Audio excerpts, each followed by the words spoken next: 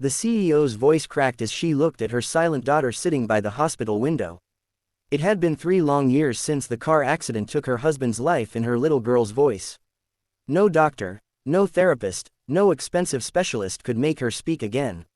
The CEO, Evelyn Moore, had built an empire out of nothing, but this was the one thing her money couldn't buy. One day, after yet another failed therapy session, she broke down in the hospital corridor, whispering through tears, "If you teach her to speak again, I'll give you everything." She didn't realize someone had heard her, a janitor, mopping the floor nearby. His name was Samuel. He was quiet, gray-haired, and always seemed invisible to everyone around. But that night, as Evelyn left, he lingered outside the child's room. He saw the little girl, Emily, clutching a stuffed rabbit, staring out the window at the city lights.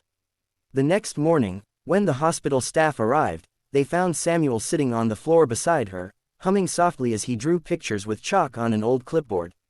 Emily was watching him. For the first time in years, she smiled. Evelyn noticed it too. She didn't interrupt, she just watched from the door, holding her breath as Samuel traced words, sky, bird, song, and pointed outside the window. Emily pointed too, then looked at him curiously. The next few days, Samuel kept visiting. He brought small paper boats, wooden toys, and made up silly stories about animals who lost their voices but found them again when they listened to the wind. Slowly, Emily began tapping the rhythm of his songs on her lap, mouthing words without sound. Evelyn's heart stirred with something she hadn't felt in years, hope. One night, she asked Samuel why he was doing this. He smiled gently and said, "Because once, someone taught my daughter to speak again." Evelyn looked at him, confused. She had trauma after a fire, he continued softly. "We couldn't afford therapy, but a nurse sat with her every night. She didn't teach her with money or medicine, she taught her with patience." Weeks turned into months. Samuel never missed a single day. He didn't ask for anything, not even gratitude. One afternoon, as rain pattered on the window, he sang one of his old songs, the one Emily loved most. Suddenly, she whispered the final word of the song. Samuel froze. Evelyn dropped her coffee cup, tears streaming down her face. Emily spoke again, just one word, then two, then three.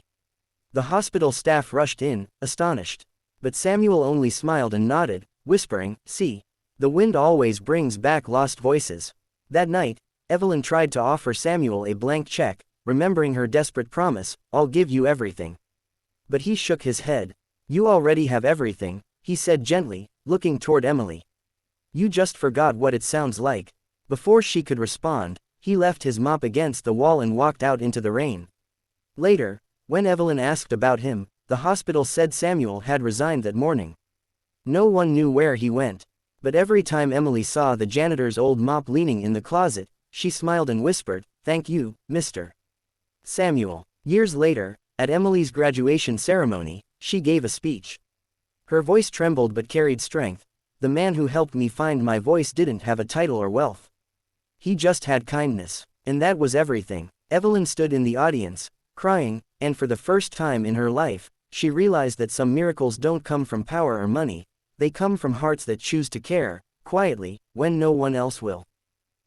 After the ceremony, as guests gathered around Emily, Evelyn stayed behind, standing quietly beneath the oak tree outside the school.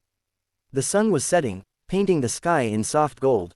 She felt the same warmth she had seen years ago when Samuel first made her daughter smile. A man approached her, an old groundskeeper, sweeping fallen leaves. For a second, Evelyn's heart skipped a beat. He looked like Samuel, but when he turned, she realized it wasn't him. Still, she smiled through her tears. That night, when they returned home, Emily opened a small wooden box she had kept since childhood. Inside was the old chalk Samuel had used, worn down to a stub. She kept it as a reminder of the man who gave her more than a voice, he gave her courage. "Mom," she said softly, "I want to use my voice to help kids who feel lost like I did." Evelyn nodded, her heart swelling with pride. "Then that will be his legacy," she whispered. Months later, Emily started volunteering at a children's rehabilitation center.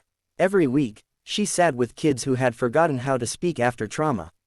She didn't use fancy equipment, just paper, songs, and stories, just like Samuel did. The first child she helped was a boy named Leo, who hadn't spoken since losing his parents in an accident. Emily sat with him for hours, drawing birds and stars, just as Samuel once did for her. One afternoon, the boy looked at her and whispered, "Sky." Emily froze, the same word she'd spoken first all those years ago.